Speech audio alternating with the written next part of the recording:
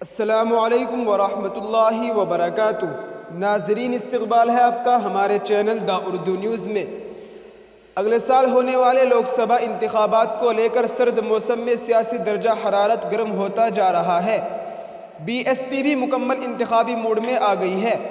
سابق ضلع پنچایت صدر کے نمائندے ماجد علی کی ایک مرتبہ پھر پارٹی میں واپسی ہو گئی اور انہیں لوک سبھا کا انچارج بنایا گیا ہے۔ سیاسی ماہرین کے مطابق جس شخص کو بی ایس پی میں لوک سبھا انچارج بنایا جاتا ہے اسے ہی ٹکٹ دیا جاتا ہے۔ ایسے میں بی ایس پی کے ٹکٹ پر 2019 میں ایم پی بنے حاجی فضل الرحمان پارٹی چھوڑ سکتے ہیں۔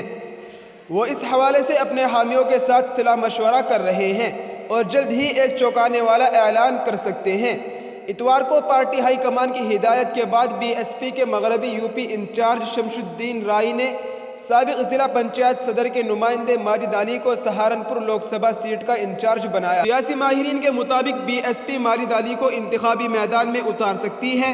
ایسے میں خدشہ ظاہر کیا جا رہا ہے کہ 2019 کے لوک سبھا انتخابات میں S P B S P اتحاد کے دوران بی ایس پی کے ٹکٹ پر الیکشن لڑ کر ایم پی حاجی فضل الرحمان کو اس بار ٹکٹ نہیں ملے گا۔ وہیں ذرائع کا کہنا ہے کہ ان دنوں ایم پی اور پارٹی کے درمیان سب کچھ ٹھیک نہیں ہے۔ ایسے میں ایم پی حاجی فضل الرحمان بی ایس پی چھوڑ سکتے ہیں۔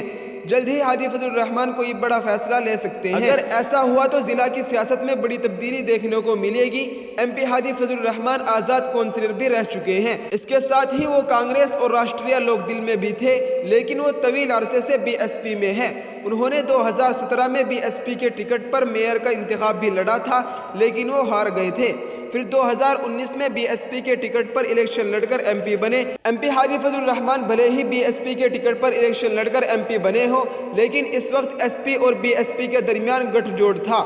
ایم پی بننے کے بعد حاجی فضل الرحمان ایس پی کے قومی صدر اکھلیش یادو کے کافی قریب رہے ہیں۔ وہ کئی موقعوں پر اکھلیش یادو کے ساتھ نظر آئے ہیں۔ سیاسی مبصرین کا کہنا ہے کہ حاجی فضل الرحمان جلد ہی سماجوادی پارٹی میں شامل ہو سکتے ہیں اور وہ Lok Sabha election S P کے ٹکٹ پر لڑیں گے۔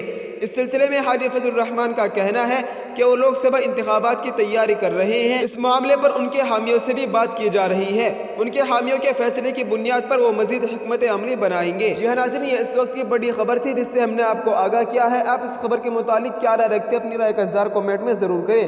السلام علیکم ورحمۃ اللہ وبرکاتہ۔